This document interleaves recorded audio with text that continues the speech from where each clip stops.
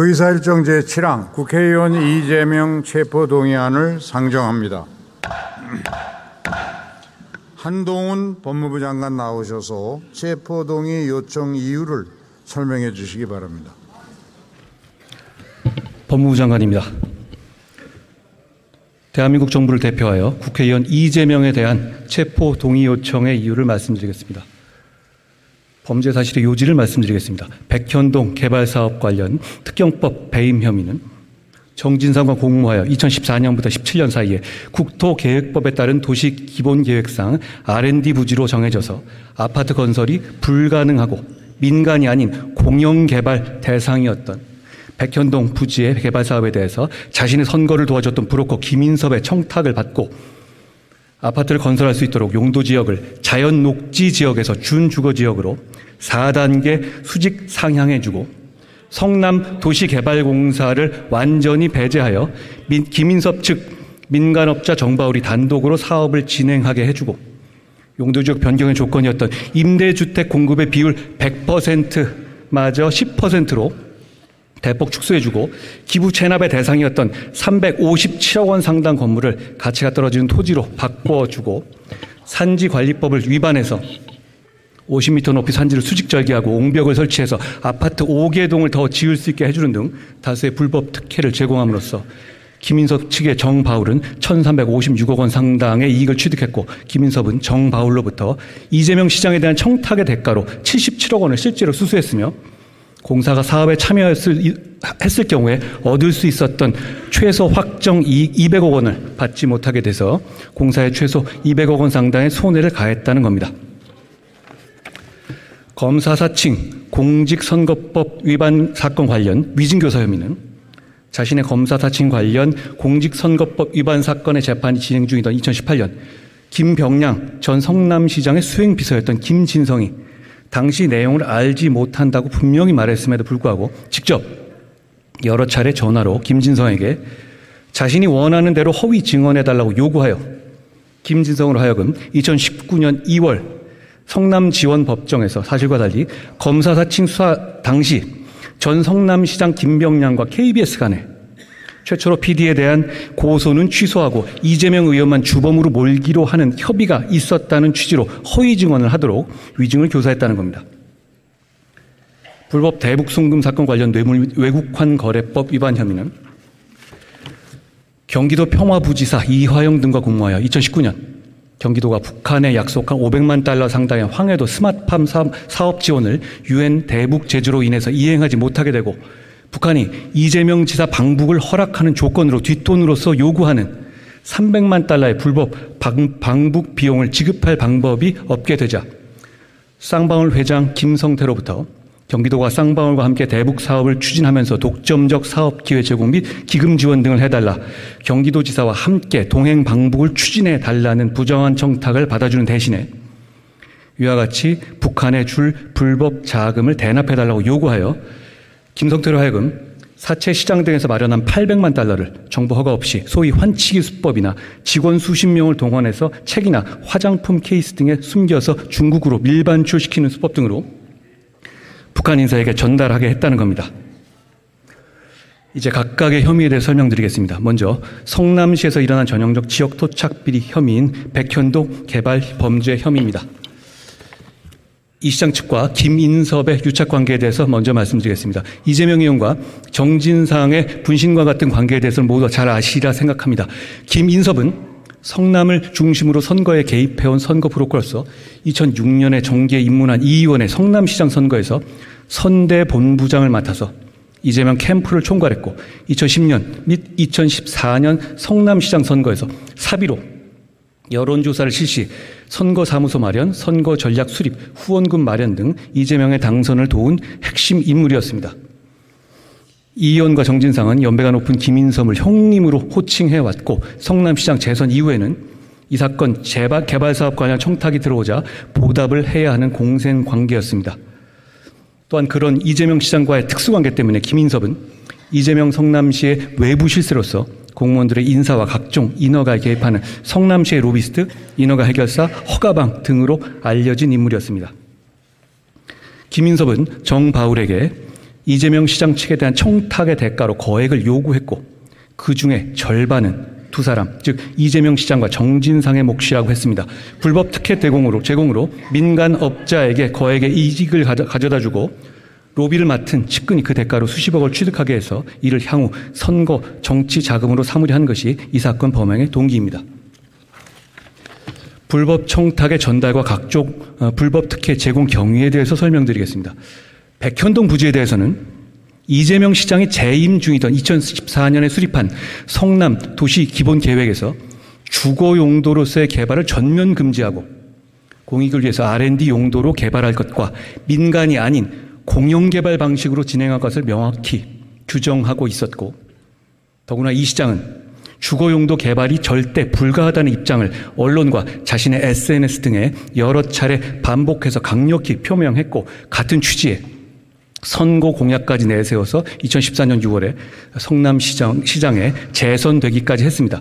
그렇기 때문에 정바울 등의 민간업자가 백현동 개발에 참여해서 큰 수익을 낼 가능성 자체가 당시 원천적으로 차단돼 있던 겁니다. 그런데 바로 이재명 시장과 특수관계인 김인섭이 개입하면서 아무 이유 없이 이재명 시장의 입장이 180도 돌변했고, 김인섭이 이 시장 측에 청탁한 그대로 인허가 등의 불법 특혜가 모두 현실화됐습니다. 즉 김인섭 측의 수익 극대화를 위해서 첫째, 해당 부지를 무려 4단계 용도 상향해서 자연녹지 지역에서 준주거 지역으로 전례 없이 파격적으로 용도 변경해줬고, 이게 얼마나 말도 안 되는 것인지는 부동산 개발에 조금이라도 관심이 있는 사람이라면 알 수 있을 겁니다. 둘째, 정해진 공영개발은 고사하고 성남 시민의 개발 이익 확보 수단인 공사를 아무 이유 없이 사업에서 완전히 배제해줬으며, 셋째, 기부 체납 대상 중에서 357억 원 상당의 R&D 건물을 개발 가능성도 없고 경제 가치도 낮은 정바울 소유의 토지로 교체해줘서 기부 체납 의무도 비정상적으로 축소해줬고, 넷째, 임대주택 1만 호 공급이 이재명 시장의 재선 공약이었음에도 임대주택의 비율을 100%에서 10%로 축소해줬으며, 다섯째, 분양 세대주를 늘려주기 위해서 산지관리법에서 금지하고 있던 말도 안 되는 옹벽 설치를 불법적으로 허가해줬습니다. 예, 국민들께서 뉴스로 보시고 놀란 바로 그 옹벽이 맞습니다. 김인섭의 말도 안 되는 청탁을 들어준 겁니다. 성남시의 일부 담당 공무원들은 명확히 정해진 기존의 계획에 어긋난다는 이유로 반대했지만 이재명 시장의 뜻이란 이유로 묵살되었고, 이재명 시장으로부터의 인사 불이익을 우려한 나머지 인사 비용을 잘 봐주라는 정진상 지시에 따라서 김인섭 측에 유리하도록 업무를 위법 부당하게 처리했습니다. 이에 더하여 김인섭 측 민간업자 정바울은 공영 개발 시 따르는 공적 감시가 없는 틈을 타서 분양대금 등의 수백억 원을 횡령하여 구속 기소됐는데, 그 손해는 고스란히 시민들의 분양대금에 반영되었고, 불법적으로 허가되어 설치된 옹벽은 그 붕괴 위험성으로 인해서 소송이 진행되는 등 공사에 직접 손실을 통한 성남 시민의 피해 외에도 각종 피해가 고스란히 성남 시민에게 더해진 상황입니다. 다음으로 위증교회 교사 혐의에 대해서 설명드리겠습니다. 이재명 의원은 2018년 경기도지사 후보 TV 토론에서 과거 유죄 판결을 받은 소위 검사 사칭 사건에 대해서 얘기하면서 가담 사실을 부인하면서 누명을 썼다고 허위 발언했는데, 이로 인해서 공직선거법 위반죄로 기소되어 재판받게 되었고, 유죄 판결 시 도지사 직역이 상실되고 향후 대통령 선거에 출마가 불가능해지는 상황이었습니다. 2002년 검사 사칭 사건 당시에 피해자였던 김병량 성남시장이 이미 사망한 상황에서 반론을 제기할 당사자가 없다고 생각한 이재명 지사는 허위 증언을 통해서 재판을 방해하기로 계획하고, 앞서 설명드린 백현동 개발 비리 사건과도 관련되어 있는데, 이 지사는 마침 2002년 당시에 김병량 성남시장의 수행비서로 근무했던 김인섭이 김인섭을 도와서 백현동 개발 사업의 인허가 알선에 관여하고 있어서 자신이 영향력을 행사할 수 있다는 사실을 알고 정진상과 김인섭을 통해서 김진성에게 접근하여 허위 증언을 요구했습니다. 이 지사로부터 수차례 전화통화를 통해서 집요하게 위증 요구를 받은 김진성은 이 지사가 요구하는 내용에 대해서 모른다고 답했지만, 이 지사의 거듭된 요구에 위증하기로 수락하고 위증에 대한 부담으로 당초 처음 재판길에 불출석까지 했다가 현직 도지사의 요구를 거절하기 어렵고 거절할 경우에 김인섭으로부터 백현동 사업 알선 대가도 받지 못할 것을 우려한 나머지 이 지사가 요구하는 대로 재판에서 위증했습니다. 이 위증은 그냥 위증이 아니라 재판 결과에 직결된 재판 결과를 뒤바꿀 만한 위증이었고 결국 이재명 지사에 대해서 무죄가 선고돼서 확정됐고 그 결과 이재명 지사는 경기지사 임기를 무사히 마치고 대선에까지 출마할 수 있었습니다. 다음으로 불법 대북 송금 관련 뇌물 및 외국환 거래법 위반 혐의에 대해서 설명드리겠습니다. 자신의 정치적 입지 확보를 위해서 조폭 출신의 사업가와 결탁하여 개인적 이익을 위해서 거액의 외화를 유엔 대북제재까지 위반해가며 불법적으로 북한에 제공하여 국제안보까지 위협한 중대 범죄 혐의입니다. 남북평화 분위기 조성과 2018년 4월 1차 남북정상회담 등에 대한 국민 관심 고조로 대북 이슈의 정치적 효용이 커지다 이재명 지사는 경기도 지사 선거 공약에 다수의 남북 교류협력 사업 관련 공약을 제시하고 도지사 취임 직후에는 지자체 최초로 평화부지사와 평화협력국을 신설해서 이화영을 평화부지사로 임명하는 등 경기도의 대북 사업을 적극적으로 추진하기로 계획했습니다. 그런데 2018년 9월에 열린 제3자 남북정상회담의 수행단 선발에서 박원순 서울시장, 최문순 강원도지사 등은 포함된 반면 이재명 지사는 제외됐고 이에 이재명 지사는 중앙정부와 별개로 경기도의 독자적인 대북 사업과 자신의 방북을 추진하게 됐습니다. 이를 위해서 경기도 평화부지사 이화영을 신을 대리하고 의원 여러분, 국민들이 관심을 가지고 지켜보고 있습니다. 좀 의석에서 조용히 경청해 주시고 한동훈 법무부 장관께서는 좀 요약해서 설명해 주시기 바랍니다.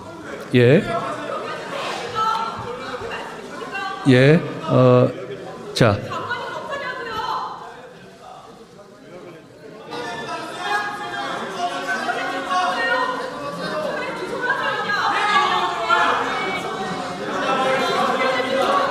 대북 제재로 인해서 경기도에서 그런 북한 지원을 하는 것이 불가능하다는 것을 알게 되자 경기도의 대북 사업과 자신의 방북이 수포로 돌아갈 것을 우려해서 북한에 돈을 줄 방법을 찾게 됐고 결국 쌍방울 회장 김성태에게 그 돈을 대신 내게 한 겁니다.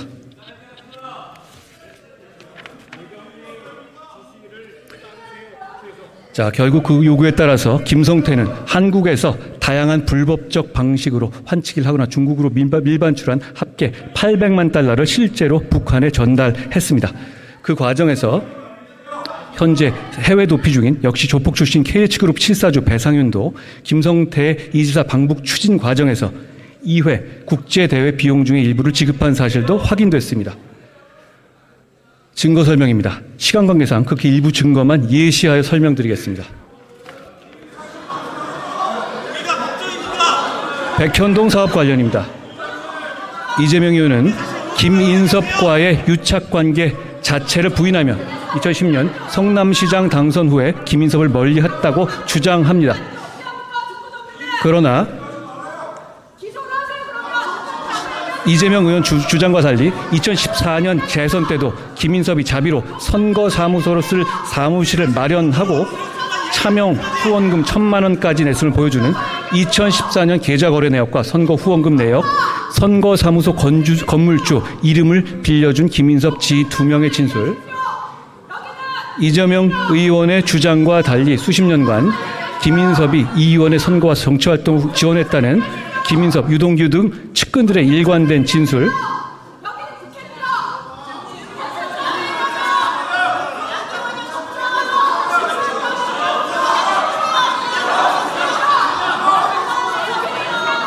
네, 의원 여러분 다시 한번 말씀드리겠습니다. 많은 국민들이 관심을 가지고 지켜보고 있는 안건입니다. 국회법에 따라서 법무장관이 제안 설명을 하게 되어 있습니다. 법무장관은 좀 요약해서 설명해 주시고, 지금 중요한 부분이니까 의원님들은 경청하실 의무가 있습니다. 좀 조용히 들어주십시오. 의장으로부터 발언권을 받지 말고 의석에서 소리 지르는 행위 제발 좀 그만하십시오. 국민이 지켜보고 있습니다.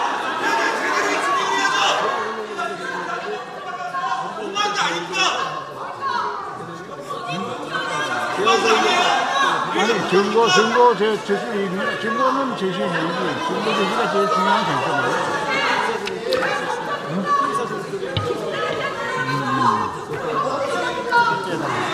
자, 법무장관 이제 짧게 요약해서 맞춰주시기 바랍니다.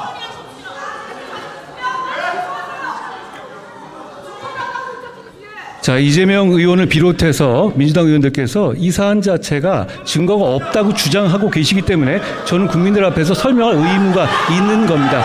그 부분에 대해서 설명하는 것을 듣기 싫으시다면 그것은 내용을 알지 못하고 그냥 판단하겠다는 얘기밖에 되지 않겠습니까? 저는 국무위원으로서 여기서 그 내용을 설명할 임무가 있습니다. 그 임무를 다하겠습니다.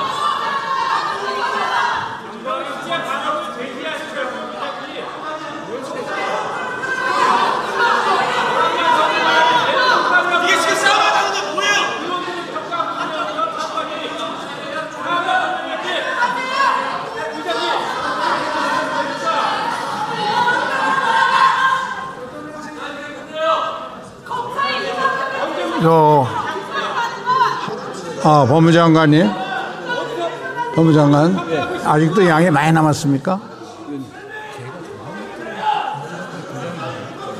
그래서 나머지는 이렇게 서면으로 제출하거나 그러면 안 될까요? 좀 짧게 주려고요. 그래요.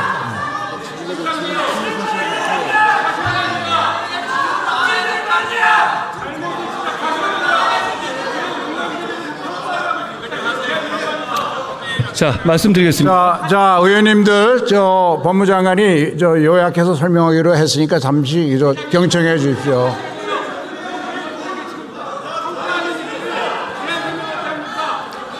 자, 지금 이것은 어떤 인물에 대한 문제가 아니라 범죄 혐의에 대한 내용입니다. 그 범죄 혐의에 대한 내용을 어떤 내용의 수사가 됐는지를 모르면서 어떻게 판단하시려고 합니까? 당연히 저는 이걸 설명할 의무가 있고요.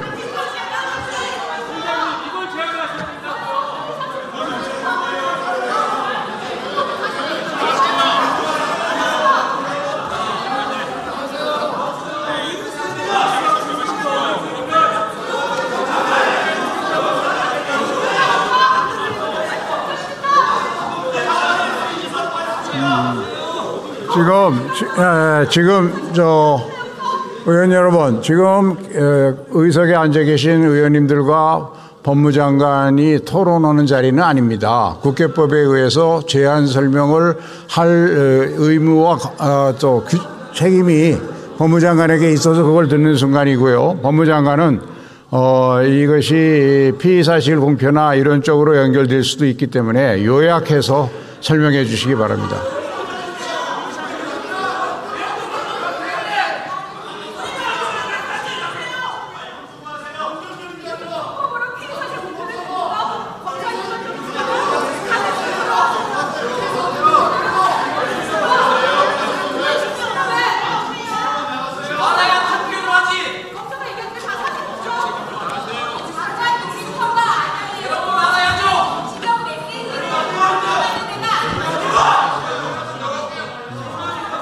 저는 국무위원으로서 이재명 의원의 범죄 혐의를 국민들 앞에서 설명할 의무가 있습니다. 그걸 방해하시는 이유를 제가 이해하지 못하겠고요. 저 설명하겠습니다.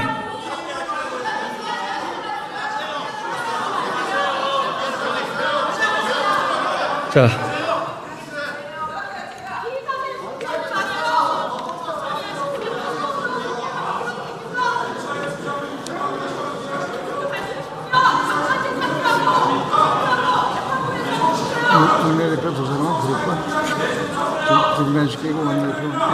계속합니다.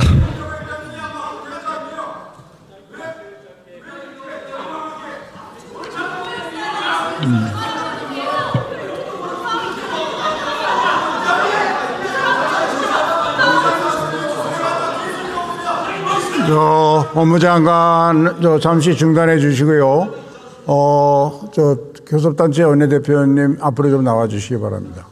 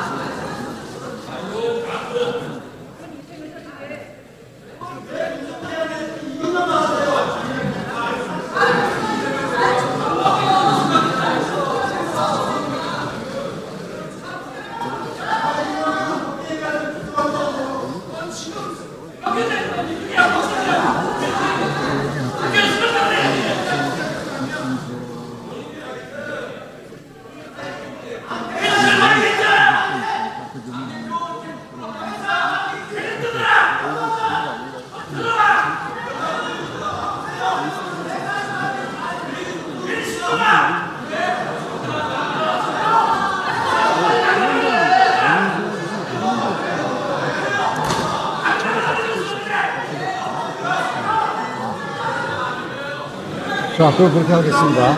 자, 의원 여러분, 예. 의원 여러분, 예, 좀 조용히 해 주시죠. 잘 아시는 것처럼 이 불체포 특권에 관한 제안 설명은 국회법상 법무부 장관이 국회에서 설명하게 되어 있습니다. 지금 제안 설명을 하는 자리입니다. 그런데 교섭단체별로 이 제안 설명이 지나치게 한쪽 주장을 일방적으로 해서 그동안의 관행에 맞지 않고 이렇게 되면 잘못하면 피의사실 공표 문제와 연결될 수 있으니까 그래서 의석에서 여러 의원님들이 이의를 제기하고 있습니다. 이런 점을 고려해서 이렇게 해 주시죠. 법무장관께서는 최대한 지금도 이미 시간이 많이 경과됐으니까 국회라는 건 그동안의 관행도 있으니까 좀 요약해서 설명해 주시고 가급적 빨리 끝내 주셨으면 좋겠습니다. 그 피의사실 공표 문제가 거론되고 있다는 것을 염두에 두시고 늦어도 5분을 넘지 않도록 해 주시기 바랍니다. 그렇게 하십시오. 네, 알겠습니다. 네, 의원 여러분, 법무장관이 최대한 요약 짧게 얘기하기로 약속을 했으니까 그 대신 여러분 제발 좀 의석에서는 조용히 경청해 주시기 바랍니다. 네, 자, 경청해 주시고 법무부 장관 다시 계속해 주십시오. 예. 자, 제가 준비해 온 내용은 범죄 혐의의 내용을 설명하는 것과 이 범죄 혐의를 뒷받침하는 상세한 증거 내용들의 일부였습니다. 그런데 지금 민주당에서 이 부분에 대해서 제가 말하는 것을 막고 계시고 그렇죠. 그 정상적인 진행이 안 되고 있는 상황이니까 그 부분은 저희가 이후에 서면으로 제공해 드리기로 하고 제가 마지막 부분에 체포의 필요성에 대해서만 말씀드리고 마치겠습니다.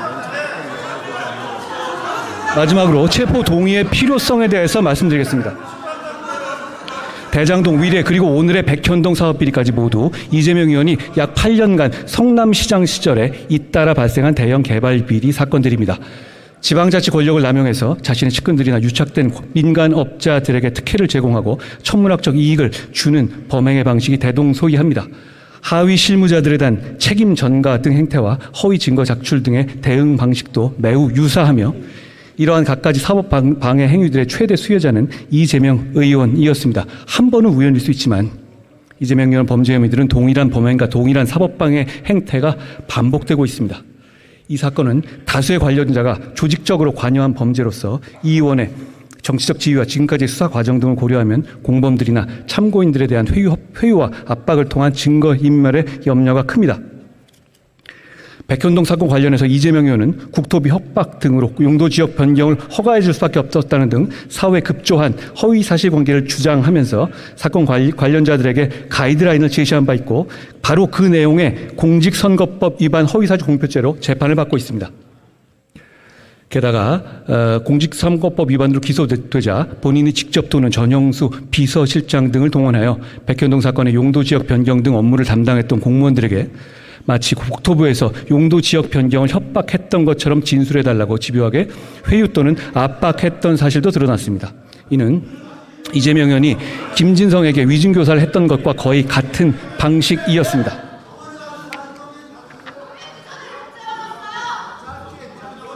이 사안들의 입증 정도에 있어 특이한 점은 이재명 의원을 제외한 공범 또는 관련자들에 대한 법원의 본재판 또는 구속영장 재판에서 이미 사실관계의 대부분이 법원의 판단으로 확인된 사안들이라는 점입니다. 백현동 사건에서 김인석과 정바울은 이미 법원 심사를 거쳐서 구속됐고 대북송금 사건에서 이화영과 김성태, 쌍방울 부회장 방용철과 경기도 평화협력국장 신명섭, 아태업 회장 안부수 모두 법원의 심사를 거쳐서 구속됐습니다. 김진성은 처음에 이 의원 위증교사에 대해서 부인하다가 법원의 구속영장 신문 이후부터 범죄 사실을 털어놨습니다. 실제로 대장동 위례 사건부터 오늘 이 사건까지 이재명 의원이 공범이나 관련자로서 법원 심사를 거쳐서 구속된 사람이 총 21명이나 되고 불구속 기소된 사람은 더 많습니다. 이러한 대규모 비리 혐의 정점은 이 의원이고 이 의원이 빠지면 이미 구속된 실무자들의 범죄 사실은 성립 자체가 말이 안 되는 구조입니다. 예를 들어서 김인섭은 이재명 시장에 청탁하는 대가로 77억 받은 혐의로 구속됐고 자백했습니다. 상식적으로 이런 범죄 혐의들의 정점이자 최대 수혜자인 이 의원을 빼고 실무자급만 모두 구속되어 있는 것도 형평에 맞지 않습니다. 다들 아시다시피 이재명 의원 변명은 매번 자기는 몰랐고 이 사람들이 다 알아서 한 것이라는 겁니다. 그게 아니라는 증거들도 말씀드린 대로 많지만 상식적으로 그게 가능하겠습니까? 예를 들어서 평화부지선은 북한 이슈를 다루기 위해서 원래 없던 자리를 이재명 지사가 만든 자리인데 그런 평화부지사가 북한과의 교섭을 자기 몰래 했다는 이재명 의원의 주장은 비상식적입니다. 현 정부의 출범 이후 지금까지 체포 동의 요청에 대한 국회 표결이 5번 있었습니다.